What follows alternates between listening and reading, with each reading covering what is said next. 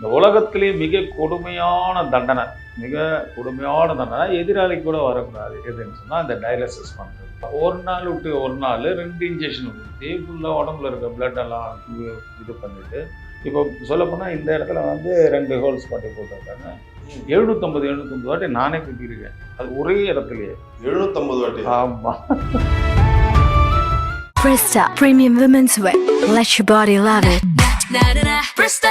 Chennai Silks and Aha Oho Adi Sale 50% வரை தள்ளுபடி. AM Ratnam presence Pawan கல்யாண நடிப்பில் ஹரிஹர வீரமல்லு ஜூலை 24 உலகமெங்கும். எழுதுக்கவே முடியல உங்களால ரொம்ப. அதெல்லாம் அது இன்ஃபெக்ஷன் ஆகி கிட்டத்தட்ட இப்போ ஒரு லேட்டஸ்ட்டாக ஒரு கிடப்பி அப் டு 35 lakhsக்கு மேலே ஆயிடுச்சு. 30 லட்சமா? ஆமாம் சார், சிரஞ்சீவி சார் தான் நம்மளுக்கு கடவுள் மாதிரி. அவர் தான் இப்போ கேட்கக்கூடாது, பட் கிட்டத்தட்ட ஒரு லட்சக்கணக்கில் அவரெல்லாம் ஹெல்ப் பண்ணி கோடிக்கணக்கு. ஆமாம், எனக்கு தெரிஞ்சு இந்த கணக்கோட சேர்த்து 1 கோடியே 15 லட்சம் இருக்கலாம். என் மேலே யார் வந்து ரொம்ப அக்கறையாக இருக்காங்கன்னு இதில் தெரிஞ்சிடும்.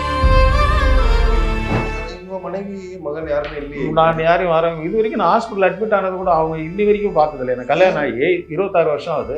இது வரைக்கும் ஒரு ஹாஸ்பிட்டல் கூட நான் யாரையும் கூப்பிட்டு போகிறேன். தமிழ்நாட்டில் எனக்கு தனுஷ் வந்து சரத்குமார் தான் எனக்கு ஃபஸ்ட்டு வந்து சொல்லப்போனால் எனக்கு ஃபஸ்ட் எய்டு கொடுத்ததே அவர் தான். தனுஷ் கொஞ்சம் நல்லா பண்ணார். எனக்கு நல்லா எவ்வளோ பண்ணாங்கன்னு சொல்ல மாட்டேன், ஏன்னா எனக்கு மன நிறைவோடு அதிகமாக பண்ணிட்டேன். சரி, அவர் டாக்டர் என்ன சொன்னார், மேக்ஸிமம் ஒரு 1 இயர் டாக்டர் பிடிக்கலாம் பண்ண சார், அதுக்கு மேலே முடியாது. நல்லா மட்டும் சாப்பிட்டு பழகலவன் கிட்னி போச்சுதா, அதுக்கு செத்துவே இல்லை. முத்து படத்துல உங்களை பார்த்தாலே பயமா இருக்கும். அப்படி ஒரு உடம்பு கிட்டத்தட்ட ஒரு 120 130 கிலோ, 138 140 கிலோ. நிறைய பேர் சொல்லுவாங்க இவர் அதிகமா அந்த ஆல்கஹாலுக்கு அடிக்ட் ஆகிட்டாரு அந்த மாதிரி. இல்லை, நான் ட்ரிங்க்ஸ் நல்லா சாப்பிடுவேன். அதிகப்படியாக வாழ வேண்டாம் அப்படின்னு நினைக்கிறேன். என்னவெல்லாம் சாப்பிட்டு குடிச்சு கிடிச்சு எல்லாம் கொண்டு முடிச்சிருந்தோம். சாவு வரதுக்கு முன்னாடி ஹாஸ்பிட்டல் போகக்கூடாது, சுத்தம் பண்ணிக்கலாம். அது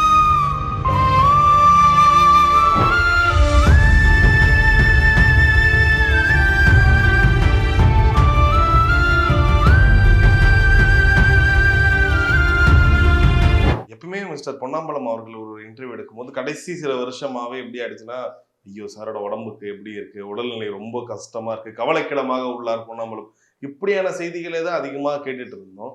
இன்ஃபேக்ட் நாங்கள் வந்து பார்க்கும் போதும் கொஞ்சம் ரொம்ப மனசுக்கு கஷ்டமாக தான் இருந்துச்சு.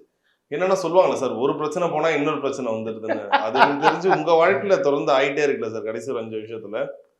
அது எல்லாம் இயற்கை, எல்லாம் வந்து கர்மான்வாங்க, நடக்கிறது நடக்கும், அவ்வளோதான். பட் இதில் வந்து நான் எதிர்பார்ப்புகள், நம்ம பிறந்த உடனே எதுவுமே எதிர்பார்க்கல. நம்ம வந்து வளர்ந்த விதம் வேறு, படித்த விதம் வேறு, வேலை செஞ்ச விதம் வேறு, அதுக்கப்புறம் மாற்றலாகி வருதுன்னும் போது எல்லாமே ஒரு மாற்றங்கள் தானே. சந்தோஷமாக இருக்கிற காலத்தில் நல்லா சந்தோஷமாக தான் இருந்தேன். ஏன்னா இன்றைக்கி அமிதாப் பச்சன் கூட எந்த மாதிரி அனுபவிச்சிருக்க மாட்டேன். காரணம் என்னென்னா அவங்களுக்கு ஒரு கூடு மாதிரி, நான் வந்து ஃப்ரீ பேர்ட். ஸோ அந்த வகையில் பார்த்தா 3 தலைமுறைக்கு என்னென்ன அனுபவிப்பாங்களோ அதை நான் இப்போ அனுபவிச்சிட்டேன். அனுபவிச்சதுன்னா என்னன்னு சொல்லலாம்? எப்படி? தட் மீன்ஸ் எனக்கு நல்ல சந்தோஷமா இருந்தேன். மீன்ஸ் என்னன்னா, எனக்கு வந்து கடமைகள் இருந்தது. ஸோ என்னோட லைஃப் இப்படி ஆகும்னு எனக்கே தெரியாது. ஸோ வந்த பிறகு இப்போ மக்கள் சப்போர்ட் என்னன்னா, என்னுடைய தொழில் சுத்தம். ஏன்னா எங்கள் அப்பாவுக்கு நான் வந்து இது பண்ணும்போது வீட்டில் சொன்னது என்னன்னா, பொய் சொல்லாத, திருடாத, நீ எங்கே வேணாலும் போடா, கக்கூச கூட கழுவிடா, ஆனால் கெட்ட சகவாசம் எங்கே போய் இது பண்ணாத. அண்ட் அடுத்த ஸ்டெப்ஸ் பார்த்தீங்கன்னா, எனக்கு கேட்டதெல்லாம் கிடைச்சிது. சினிமாவில் நல்ல மரியாதை, நல்ல சாப்பாடு, நல்ல ஆரோக்கியமான உடம்பு, நல்ல உறக்கம், இது பேரு புகழ். இது 5 கிடைச்சாலே மிகப்பெரிய விஷயம். அது குறுகிய காலத்தில் கிடைச்சிது. நான் இறந்தால் கூட அடுத்த ஜென்ரேஷன் வரைக்கும் சொல்லக்கூடிய அளவுக்கு இன்றைக்கி மக்களால் எனக்கு நல்ல நேம். 2 பேர், ஒரு பேர் கூட எனக்கு கிடையாது. பொன்னம்பலம் அண்டு கபாலி 2 பேரும் எனக்கு அமைஞ்சு போச்சு. ஸோ ஒரு ஸ்டண்ட் கலைஞராக இருக்கிறது மட்டும் முக்கியமல்ல, மக்களுக்கு மகிழ்விக்கிறதும் ஒரு நல்ல ஒரு விஷயம்தாலும், ஒரு தாய்க்கு ஒரு நல்ல பிள்ளையாக இருக்கிறது ஒரு விஷயம். என்ன சில இடத்துலலாம் வந்து சில இடத்துல நான் நிறைய ஏமாந்துருக்கேன். சில நம்பி சில காசெல்லாம் என் காசு போயிருக்கு. பட் அதெல்லாம் வந்து பாசிங் கிளவுட் மாதிரி வச்சுக்குவேன். கொடை இல்லாமல் நம்பிட்டு போகும்போது மழை வந்தால் என்ன பண்ண முடியும்? அந்த மாதிரி அது என்றைக்கு இருந்தாலும் காஞ்சிட போகுது. நம்ம வேலையை நம்ம பார்த்துட்டு போனால் அது மைண்டில் எடுத்துக்க மாட்டோம். இதுதான் லைஃப். இப்போ இன்றைக்கி இந்த ஆக்சிடென்ட்டு இந்த இதெல்லாம் வந்து போகுதுன்னா என்னுடைய நம்பிக்கை, கடவுளுடைய நம்பிக்கை, கடவுள் மேலே வச்சுருக்க ஒரு இது. ஸோ இன்றைக்கி வந்து தமிழ்நாட்டில் இருக்கிறேன். ஏன்னா தமிழ்நாட்டில் எனக்கு தனுஷ் வந்து சரத்குமார் தான் எனக்கு ஃபஸ்ட்டு வந்து சொல்லப்போனால் எனக்கு ஃபஸ்ட் எய்டு கொடுத்ததே அவர் தான். அவர் மூலியமாக தான் கவலைப்படாத பண்ணணும். எனக்கு தெரிஞ்ச வரைக்கும் எல்லா நடிகர்கிட்டையும் மேக்ஸிமம் சிபாரிசு பண்ணி என்ன பண்ணுறப்பான்னு சொல்லிட்டு, அதுக்கப்புறம் கேஎஸ் ரவிக்குமார், அர்ஜுன் எல்லாம் நான் உள்ள பார்த்து, தனுஷ் கொஞ்சம் நல்லா பண்ணார். எனக்கு நல்லா ஏன்னா நான் எவ்வளோ பண்ணாங்கன்னு சொல்ல மாட்டேன். ஏன்னா எனக்கு மன நிறைவோட அதிகமாக பண்ணிட்டாங்க. அது சொல்லி காட்டினா எனக்கு அதுதான் நான் அது எதுவும் சொல்றது இல்லை. சரி சரி ஆமாம். சரி சரி. இன்ஃபேக்ட் இப்போ நிறைய பேர் உங்களுக்கு ஹெல்ப் பண்ணாங்க. முன்னாடி இருந்து ஒரு 2 வருஷமாவும் இது யார் யார் ஹெல்ப் பண்ணாங்க அதெல்லாம் நீங்க சொன்னீங்க. ஸோ உங்களுக்கு இருந்து ஒரு பெரிய பிரச்சனை கிட்னி பிரச்சனையா இருந்துச்சு. கிட்னி டிரான்ஸ்பிளான்ட் பண்ணணும், யாராச்சும் கிட்னி. இன்ஃபேக்ட் உங்க குடும்பத்தினார் கிட்டலாம் நீங்க கேட்டீங்க, இதெல்லாம் போயிட்டு இருந்துச்சு. ஸோ யார் அப்புறம் கடைசியில் உங்களுக்கு கிட்னி கொடுத்தா? இந்த இதுவும் கரெக்டாக ப்ராப்பராக நடந்துருச்சா? அதுதான் ஆண்டவர்ன்றது. என்னடா எங்கெங்கேயோ 2 வாட்டி செக் பண்ணால் இன்னொரு அக்கா இருக்காங்க, பெரிய அக்கா. அவங்களோட 2 பிள்ளைங்களையும் வந்து டெஸ்ட் பண்ணாங்க, எல்லாம் செட் ஆகலை. சரி, அவர் டாக்டர் என்ன சொன்னார், மேக்ஸிமம் இன்னொரு 1 இயர் தாக்கு பிடிக்கலாம் நம்ம சார், அதுக்கு மேலே முடியாது அப்படின்னு சொல்லிட்டாங்க. பிகாஸ் ஆஃப் அது லிங்கில் இருக்கும், ஒன்று ஒன்றா போயிடும். கிரியேட்டின்லாம் ரொம்ப அதிகமாகிடுச்சு. ஃபுட்டெல்லாம் ரொம்ப கஷ்டம். அதாவது ஒரு மனிதன் வந்து அதிகமாக பாவம் செஞ்சு அதிகமான தண்டனை எதுன்னா இந்த டயாலிசிஸ் பண்ணுறது. என்னுடைய நிலைமையை அனுபவித்து ஒன்று சொல்கிறேன். இந்த உலகத்திலேயே மிக கொடுமையான தண்டனை எதிராளி கூட வரக்கூடாது எதுன்னு சொன்னால் இந்த டயாலிசிஸ் பண்ணுறது. ஸோ அந்த அளவுக்கு மிகப்பெரிய உலக தண்டனை எதுன்னா இதுதான். உலகத்தில் அதிகபட்ச தண்டனைன்னு சொன்னால் இதுதான். ஏன்னா ஒரு நாள் விட்டு ஒரு நாள் 2 இன்ஜெக்ஷன் ஊற்றி ஃபுல்லாக உடம்புல இருக்க பிளட்டெல்லாம் இது பண்ணிவிட்டு, இப்போ சொல்லப்போனால் இந்த இடத்துல வந்து 2 ஹோல்ஸ் பாட்டி போட்டிருக்காங்க. 750 வாட்டி நானே குத்திருக்கேன், அது ஒரே இடத்துலையே. 750 வாட்டி? ஆமாம். ஏன் எவ்வளோ வருஷமா சார் பண்ணிட்டு இருக்கீங்க? கிட்டத்தட்ட 3.5-4 இயர்ஸ் அது பண்ணேன் நான். இது அந்த ரத்தம் மாற்றி இது பண்ணுறேன். மற்றனா க்ளீன் பண்ணி பண்ணுவாங்க. ஸோ டயாலிசிஸ்ன்னுவாங்க. அது பெரிய கொடுமை. அது என்னென்னா உப்பு விடாமல் சாப்பிட்ணும், உப்பு தொடவே கூடாது, கீரை வகை சாப்பிடக்கூடாது, ஒரு சொல்லப்போனால் தக்காளி சாப்பிடக்கூடாதுன்னுவாங்க, பொட்டாட்டோ சாப்பிடக்கூடாது, உருளைக்கிழங்கு சாப்பிடக்கூடாது, கிழங்கு தொடக்கூடாதுன்னுவாங்க. அதாவது நல்லா மட்டும் சாப்பிட்டு பழகினவன் கிட்னி போச்சுட்டா அதுக்கு செத்து போயிடலாம். அது மருந்து நம்ம எப்படி சொல்கிறதுன்னா உணவு வந்து கட்டுப்பாடு பண்ண முடியாது. ரொம்ப கஷ்டம். நீங்க நல்லா சாப்பிட்டு வளர்ந்தவங்களா இருப்பீங்க. வந்தவன் அதே நேரத்தில் என்னன்னா ஒரு மனுஷன் இன்னொரு 10 நாள் தான் இருப்பான், சாப்பிட போகிறான், அவனுக்கு கஞ்சி ஊற்றுவாங்க தெரியல, ஜீரக கஞ்சி அந்த மாதிரி தான் சாப்பாடு. அதனால நான் வேண்டி ஆண்டவன் கூட அப்பா எதிராளி கூட இந்த மாதிரி தண்டனை கிட்னி கூட. அதனால் மக்களுக்கு இது ஒரு பெரிய விஷயமா சொல்லணும். என்னன்னா நான் அதை கொஞ்சம் விளக்கமாக சொல்கிறேன். இப்போ ஏன்னா கிட்னியை பற்றி சொன்னோன்னா அது ஒரு நல்ல ஒரு பாடமே எடுக்கலாம். நீங்க சின்ன வயசுல உங்க உடம்புலாம் பாவம் முத்து படத்துல உங்களை பார்த்தாலே பயமா இருக்கும். அப்படி ஒரு உடம்பு கிட்டத்தட்ட ஒரு 120-130 கிலோ இருப்பீங்க. 138-140 கிலோ. 140 கிலோ இருந்த ஒருத்தர்னா அப்ப எந்த அளவுக்கு சாப்பிட்டுருப்பீங்க நீங்க? ஆமா. அப்படி இருக்கும்போது உங்க உடல்நிலை சரியில்லை, உங்களுக்கு பிடிச்ச விஷயத்த சாப்பிட முடியலையா? அது எவ்வளவு கொடுமையான விஷயம் இது. அது இல்லை, அது வந்து இப்போ நான் வந்து பழகிட்டேன். அதுக்கப்புறம் இப்போ கிட்னி நல்லா ஆயிடுச்சு. இப்போ நல்லா சாப்பிட்டுட்டு இருக்கேன். சாப்பிட்டா ஓரளவு தான் சாப்பிடணும், நிறையெல்லாம் சாப்பிடக்கூடாது. அது என்ன வேணாலும் சாப்பிடலாம், அந்த ஸ்டேஜ் தான் இருக்கேன். இப்போ அதுக்கேற்ற மாதிரி உடம்பு இப்போ கம்மி பண்ணி இது பண்ணாச்சு. இப்போ வந்து மேபி 96 அப்படி தான் இருக்குது. அது அது பிரச்சனை எப்படி சொல்கிறேன்னா மக்களுக்கு நான் தனியாக விழிப்புணர்வு சொல்லணும். அதிகப்படியாக வாழ வேண்டாம் அப்படின்னு நினைக்கிறோம். என்ன வேணாலும் சாப்பிட்டு குடிச்சு எல்லாம் கொண்டு முடிச்சிடணும். சாவு வர்றதுக்கு மாதிரி ஹாஸ்பிட்டல் போகக்கூடாது, சூசைட் பண்ணிக்கலாம். அது அந்தளவுக்கு வந்து அது மிகப்பெரிய கொடுமையான ஒரு கிட்னின்றது தினம் கொண்டுக்கிட்டு இருக்கோம். ஆனால் நம்ம இந்த உலகம் வந்து நம்மளுக்காக படைக்கப்பட்டது. ஆண்டவன் நம்மளுக்காக தேகத்தை கொடுத்துருக்கான். ஆண்டவன் 2த்தையும் படைச்சிருக்கான், நல்லது கெட்டது. சரி, அது சில நேரத்தில் வந்து சதா வந்து ஒரு உழைப்பு இருக்கும்போது ஒரு பட்சத்தில் சந்தோஷம் என்பது ஒன்று வேணும். அது மதுவாக இருக்கலாம், எந்த வகையாக இருக்கலாம். அது அளவோடு இருந்தால் எல்லாத்துக்கும் நல்லது. அளவுக்கு மீறினால் அமிர்தம் விஷயன்ற மாதிரி. பட் என் பொசிஷன் சொன்னால் அது சம்மந்தம் இல்லை, வேறு ஒரு சம்பவத்தால் அது என்னுடைய கிட்னி பாதிக்கப்பட்டது. மற்றபடி நம்ம அப்படி நம்ம வேற மாதிரி நம்ம நிறைய பேர் சொல்லுவோம் இவர் அதிகமாக அந்த ஆல்கஹாலுக்கு அடிக்ட் ஆகிட்டாரு, அப்போ அந்த மாதிரி தான் வெளியே விஷயங்கள் அதிகமாக பரவுச்சு. எல்லாம் அதே மாதிரி தான். நிறைய பேர் இப்போ கூட வேறு எதுவும் தெரியல, யாரும் ஒருத்தர் பத்திரிக்கையாளர்கள் சொன்னாங்க, அவங்களுக்கு தெரியாது. அது எனக்கு பர்சனலாக அவங்களுக்கு தெரியாது. நான் வந்து தண்ணி அடிக்க நடிப்பேன் ஷூட்டிங்கில், ஒருவேளை அதை பார்த்துட்டு தண்ணியில் இருக்காது வச்சுருவாங்க. ஆனால் நிறைய பேர் எப்படி சொல்லுவாங்கன்னா இப்போ ஸ்டன் பீப்புள் வரும்போது அவங்களுக்கு பயங்கரமான ஒரு உடல் உழைப்பு தேவைப்படும். அந்த வலியை மறக்கிறதுக்காக நைட்டு கொஞ்சம் அப்படியே இல்லை, நான் ட்ரிங்க்ஸ் நல்லா சாப்பிடுவேன். எனக்கு என்னன்னா யோகா நிறைய பண்ணி ட்ரிங்க்ஸ் அடித்தா எனக்கு போதை ஏறாது. ஒரு ஃபுல் அடித்தா கூட எனக்கு ஏறாது. பிகாஸ் ஆஃப் கான்சன்ட்ரேஷன்னால ரொம்ப இருக்கும். அந்த யோகா பண்ணி ரீங்காரம் பண்ணி உடம்பு வலிக்காக தான் குடிச்சிட்டு போகணும். எனக்கு மென்டலி வந்து போதையாகி எங்கேயோ ரோட்டில் கீழே ஒருத்தர் கெட்ட வார்த்தை பேசுறது, ஒருத்தவங்களை திட்டுறது, அது இது வரைக்கும் எனக்கு தெளிவா இருப்பீங்க. இல்லை, எனக்கு வீட்லேயே தெரியாது நான் தண்ணி அடிச்சுட்டு வந்தேன். ஏன்னா எனக்கு ஒரு நல்ல பழக்கம் என்னன்னா, ஒரு அட்லீஸ்ட் ஒரு 1/4 kg இல்லை 1/2 kg எதனா கறி வகைகள் இருந்தால் தான் சாப்பிடுவேன். அது நான்வெஜ்ஜாக இருக்கட்டும், வெஜிடேரியனாக இருக்கட்டும், ஆல் மெயின்டெனன்ஸ்லாம் கரெக்டாக பண்ணிட்டு இருந்தேன். அதேமாதிரி காலையில் டெய்லி யாரும் என்ன எழுப்ப வேணாம், 5 மணிக்கு கரெக்டாக இருந்தேன். சரி, இப்போ இப்படி இருந்த ஒரு உடம்பு ஒரு கட்டத்தில் ரொம்ப ஒரு தொய்வடைஞ்சு இருக்கும்போது என்னைக்காச்சும் நீங்க பயங்கரமா அழுது இருக்கீங்களா சார்? உங்க உடம்ப நினைச்சு, உங்களை நினைச்சு, என்னடா அது எப்படி இருந்த என்ன பார்த்து நான் அழுவல. நான் என்ன எல்லாருக்கும் நல்லா உதவி பண்ணிட்டு இருந்தேன், என்னை சுற்றி எல்லாரும் நல்லா இருந்தாங்க. பாவம் இன்னைக்கு வர்றவங்களாம் தினம் வந்து என்னை பார்த்து வருத்தப்படுறது எனக்கு அது ஒரு பெரிய வருத்தம்.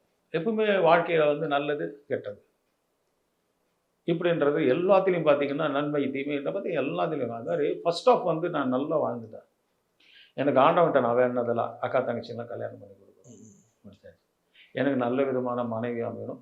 முக்கியமாக பூவா போடுறது கரெக்டாக இருக்கணும். ஏன்னா நிறைய பேர்கிட்ட கேட்டிருக்கேன், பணம் இருக்கும் எல்லாம் இருக்கும், ஆனால் வந்து நல்ல சாப்பாடு இருக்காது.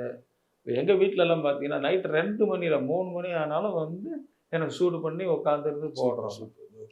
மற்றபடி அவங்களுக்கு இப்போ பெருசாக எதுவும் வெளி உலகமே ஒன்றும் தெரியாது. ஆனால் உங்கள் மனைவி மகன் யாருமே இல்லையே? நான் யாரையும் வரேன் இது வரைக்கும் நான் ஹாஸ்பிட்டல் அட்மிட் ஆனது கூட அவங்க இன்னி வரைக்கும் பார்த்ததில்லை. எனக்கு கல்யாணம் ஆகி 26 வருஷம் ஆகுது. இது வரைக்கும் ஒரு ஹாஸ்பிட்டல் கூட நான் யாரையும் கூப்பிட்டு போனதில்லை. ஏன்னா கை காலெலாம் உடையும் கொள்ளோ ஃப்ராக்சர் ஆகும். நான் இருக்கிறேன்னு சொல்ல மாட்டேன். கை கால் உடையறது வேலை இது உங்களுக்கு ஒரு கிட்னி பிரச்சனையாவது அதெல்லாம் வர்றாங்க. நானும் மேக்சிமம் வந்து டயாலிசிஸ்ல 4 ஹவர் உட்காந்து. இவ்வளோ பெரிய வீட்டில் தனியாக தான் இருக்கீங்களா சார்? நான் தனியாக தான் இருக்கேன். ஒரு அசிஸ்டன்ட் இருக்கேன், ஃப்ரெண்ட்ஸுங்க வந்து போவாங்க. ஆனால் நம்மளுக்கும் மீறி ஆண்டவன் ஒரு சில பிரச்சனையை உண்டாட்டா 3 வாட்டி ஹாஸ்பிட்டல் அட்மிட் ஆகிட்டேன். 36 நாள் கிட்ட ஹாஸ்பிட்டல், 15 நாள் ஒரு வாட்டி, 11 நாள் ஒரு வாட்டி, இப்போ கூட ஒரு 12 நாள் அட்மிட் ஆகி கூட அவங்க 10 நாள் தான் ஆகுது. எழுந்துக்கவே முடியல உங்களால? ரொம்ப அதெல்லாம் ஆண்டவனுடைய இதுதான். என்ன பண்ணுறது, எதுவுமே வந்து நம்ம கையில் இல்லை. ஏன்னா ஒரு ஆஃப் இப்படி இருக்கும், ஒரு ஆஃப் அப்படி தான் இருக்கும். அது இன்ஃபெக்ஷன் ஆகி கிட்டத்தட்ட இப்போ ஒரு லேட்டஸ்ட்டாக ஒரு கிட்ட அப் டு 35 lakhsக்கு மேலே ஆயிடுச்சு. ஒரு 35-36 நாள் அவ்வளோ செலவாயிடுச்சு. 35 லட்சமா? ஆமாம், அது சிரஞ்சீவி சார் தான் நம்மளுக்கு கடவுள் மாதிரி. அவர் தான் இல்லை, இப்போ எனக்கு கிட்டத்தட்ட கடவுள் அவர் தான். எவ்வளோ இல்லை கேட்கக்கூடாது, பட் கிட்டத்தட்ட ஒரு லட்சக்கணக்கில் அவரெல்லாம் ஹெல்ப் பண்ணி கோடிக்கணக்கில். ஆமாம், எனக்கு தெரிஞ்சு இந்த கணக்கோட சேர்த்து 1,15 லட்சம் இருக்கலாம். அவ்வளோ நெருக்கமா உங்களுக்கு? தமிழ்ல இவ்வளோ பேர் கூட ஒர்க் பண்ணிட்டீங்க, அதை தாண்டி சிரஞ்சீவி சார் இவ்வளோ நெருக்கமா உங்களுக்கு? அப்படி இல்லைங்க. இப்போ நீங்கள் நினச்சிட்டு இருப்பீங்க, இப்போ என் மேலே இருக்கிற நான் தான் நினச்சிட்டு இருப்பேன் என் மேலே நீங்கள் ரொம்ப பாசமாக இருக்கீங்க. ஒரு சில கட்டங்கள் வரும்போது தான் என் மேலே நீங்கள் எவ்வளோ மரியாதை வச்சுருக்கீங்கன்னு தெரிய வரும். இப்போது சொல்லப்போனால் இப்போ எல்லாரும் பிஸியாக தான் இருக்காங்க. எல்லாரும் பணம் கொடுத்து நிறைய பேர் என்ன உயிரை காப்பாற்றினாங்க. ஆனால் உயிரை ஆன பிறகு யாரும் ஃபோன் பண்ணி என்ன பண்ணுவோம், இப்போ எப்படி இருக்கேன்னு கேட்கல.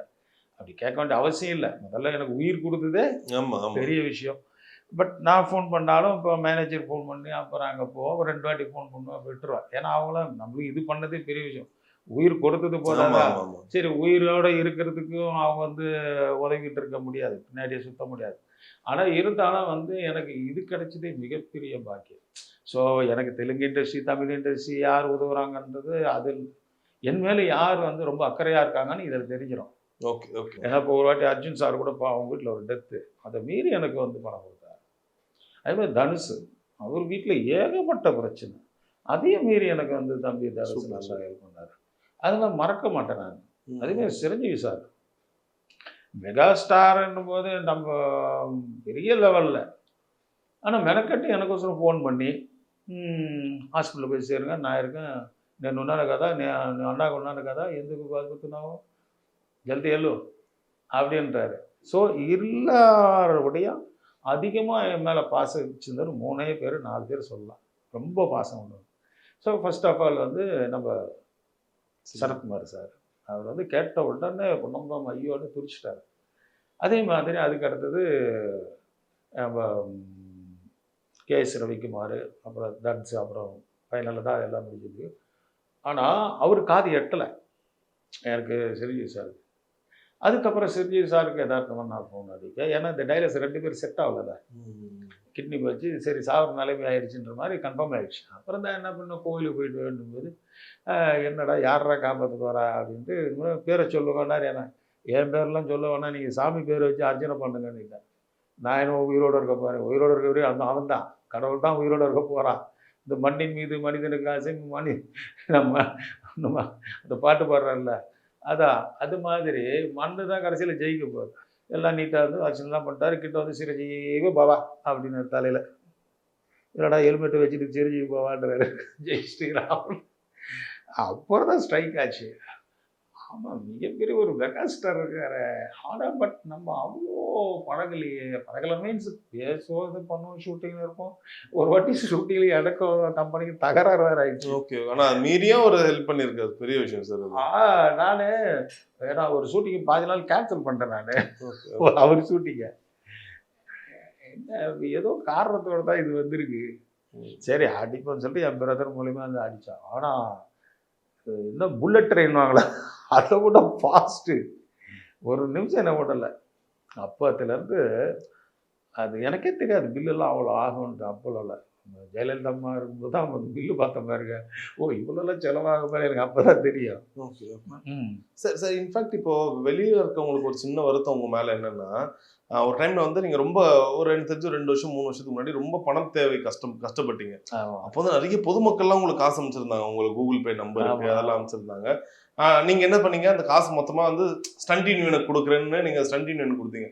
அது நிறைய பேர் என்ன சொன்னாங்க, இவரு கஷ்டப்படுறாரு தான் இவருக்கு காசு கொடுக்குறோம், ஆனால் இவர் எடுத்துகிட்டு போய் அங்கே கொடுத்துட்டாரு, அப்போ எங்கள் காசுலாம் இதுவா, அந்த மாதிரி ஒரு கேள்வி இல்லை. அதை நான் கொடுத்த பனிஷ்மெண்ட் யாருக்கு? பொதுமக்களுக்கு தெரியாது, ஸ்டண்ட் யூனியனுக்கு. என்னன்னா அவங்களுடைய அப்போ இருந்த நிர்வாகம், அப்போ இருந்த நிர்வாகம் கேர்லெஸ்ஸாக இருந்துட்டாங்க. இன்னொன்று அந்த நேரத்தில் யாருமே உதவி செய்ய முடியாமல் நேரம், ஏன்னா கொரோனா பீரியடில் யாருமே வெளியே வர முடியல, இன்க்ளூடிங் நம்ம ஸ்டண்ட் நண்பர்களுக்கு பிரச்சனை.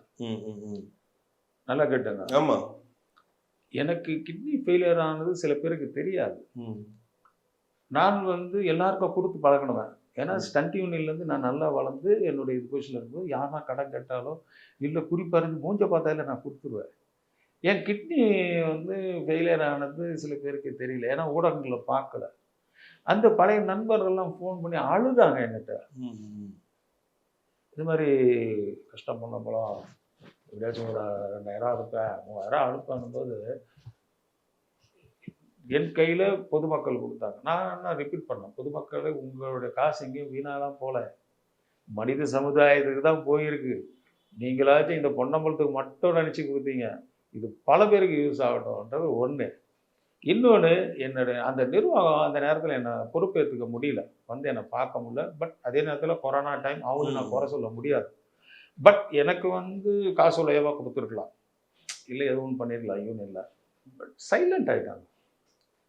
அப்போ தான் நீங்கள் எனக்கு உதவணும், இல்லை நான் உங்களுக்கு உதவணும், எந்த காசு இருக்குது. அப்புறம் அவங்க அக்கௌண்ட்டில் கேட்காம போட்டேன். இது வந்து பண்ணிக்கிட்டாங்களா அவங்க? அது அவங்களுக்கே தெரியாது நான் போட்டது. அதெல்லாம் பேசிட்டுலாம் இருக்க முடியாது. எப்போ வந்து நம்மளை மதிக்காமல் உட்காந்துட்டு அவங்களுக்கு போய் பஞ்சாயத்து எண்ணத்தை பேசுறது. சரி சரி, மனசு கொடுக்கணும்னு எண்ணம் வந்துருச்சு. நீ சொன்னா சொல்ல காட்டினான்னா நான் கொடுக்கணும், நான் கொடுத்துட்டேன். அதுக்கப்புறம் அவங்க மண்ணு கட்டி திருப்பி எனக்கு அமௌண்ட் போட்டாங்க. கடைசின்னு தெரிஞ்சு உங்களை நாங்கள் படமாக பார்த்து வந்து தெரிஞ்சு கோமாளியில் சூப்பராக இருக்கும் உங்கள் கேரக்டர், ஃபன்னாக இருக்கும். அதுக்கப்புறம் பெருசாக உங்களை படங்களில் பார்க்கல, ஒரு சில படங்கள் முன்னாடியே ஷூட் பண்ண நிறைய படம் கூப்பிட்டாங்க. இப்போ ரஜினி சார் படம், தனுஷ் படம், இப்போ அவர் மம்முட்டி சார் படம், இதெல்லாம் ஃபோன் பண்ணாங்க. எனக்கு வந்து ஸ்டாண்ட் நிற்க முடியல என்னால். என்ன ஆச்சுன்னா ரொம்ப நாளாக ஹாஸ்பிட்டல் அட்மிட் ஆனதுனால விட்டாமின் டி கம்மியாயிடுச்சு.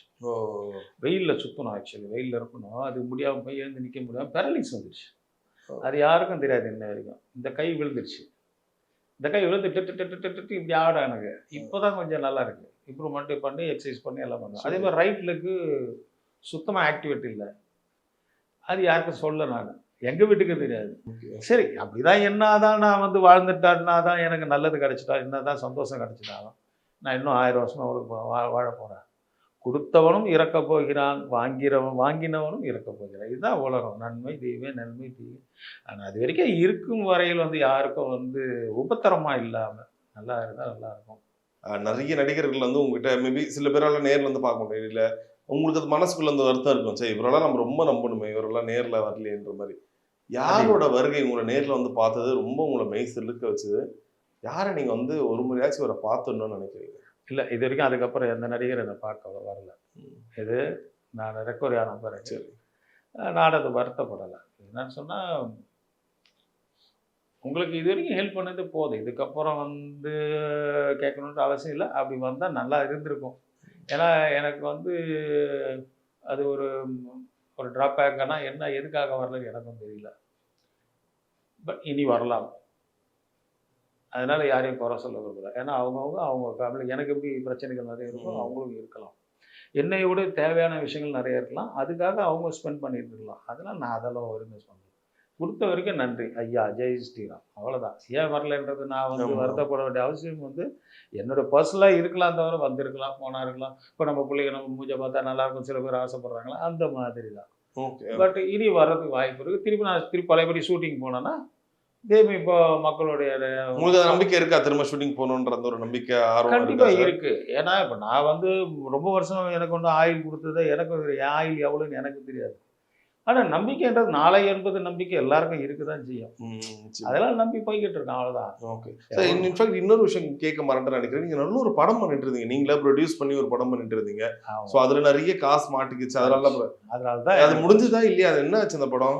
இல்லை, அதுதான் பொள்ளாச்சியில் ஷூட்டிங் எடுத்துட்டு இருந்தேன். எல்லாம் ஃபினான்ஸெல்லாம் ரெடி பண்ணி எல்லாம் படம் முடியும் தருவாயில் சாங் மட்டும் தான் எடுக்கணும். நீங்க தான் டைரக்ஷன் பண்றீங்க? நான் தான் டைரக்ஷன் பண்றேன். நல்லா ஃபினான்ஸ் ரெடி ஆயிடுச்சு, எல்லாம் ஷூட்டிங் மகா ஜாலியாக போயிட்டு இருக்கு. ஃபைட்டுக்கிட்டே இருந்தேன். கடல் கண்ணன் பண்ணாரு, ராதா ரவி பண்ணாரு, அவரு பண்ணாரு, மொட்டராஜேந்திரன், நான் நிறைய பேர் பண்ணோம். லிவிஸ்டன் அவங்க எல்லாம் பண்ணோம்.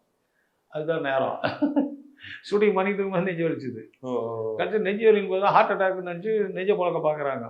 நான் சொன்னேன், ஹார்ட் அட்டாக்லாம் எனக்கு தெரியல, ஏன்னா நான் யோகா பண்ணியிருக்கேன், உள்ளே ஏதோ மிஷின் ஆஃப் ஆகிருக்குங்க அப்படின்றேன். எனக்கு தெரியுது உள்ளே ஏதோ ஒன்று சைலண்டாக இருக்குது. அப்புறம் தான் வந்து செக் பண்ணால் கிட்னி.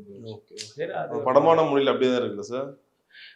அதெல்லாம் தோண்டக்கூடாது, அவ்வளோதான். அவ்வளோ எஸ். விழுந்துமா, கால் உடஞ்சுதான், ரிப்பேர் பண்ணிட்டுமா, போயிட்டே இருக்கு. எவ்வளோ செலவு பண்ணியிருப்பீங்க சார் படத்துக்கு? மோர் தென் 75 lakhs மேலே போயிருக்கும். அவ்வளோதானே சார்? வேஸ்டா சார் அது 75 lakhs? இன்னும் போகும்போது நான் என்னத்தை கொண்டு வந்தேன், அதை இப்போ எதிர்பார்த்தேன்னா எனக்கு செஞ்சு சார் ஹெல்ப் பண்ணாரு, சரத்குமார் ஹெல்ப் பண்ணாரு, தனுஷா, KS ரவிக்குமார், அப்படி இப்படி தான் போயிட்டு இருக்கு. புரியுது. Okay okay. என்னை காப்பாற்றின அத்தனை பேருக்கும் நன்றி நன்றி நன்றி. Jai Sriram. Presta Premium Women's Wear. Let your body love it. Presta. Chennai சில்க்ஸின் ஆஹா ஓஹோ ஆடி சேல் 50% வரை தள்ளுபடி. AM ரத்னம் பிரசன்ஸ் பவன் கல்யாண நடிப்பில் ஹரிஹர வீரமல்லு ஜூலை 24 உலகமெங்கும்.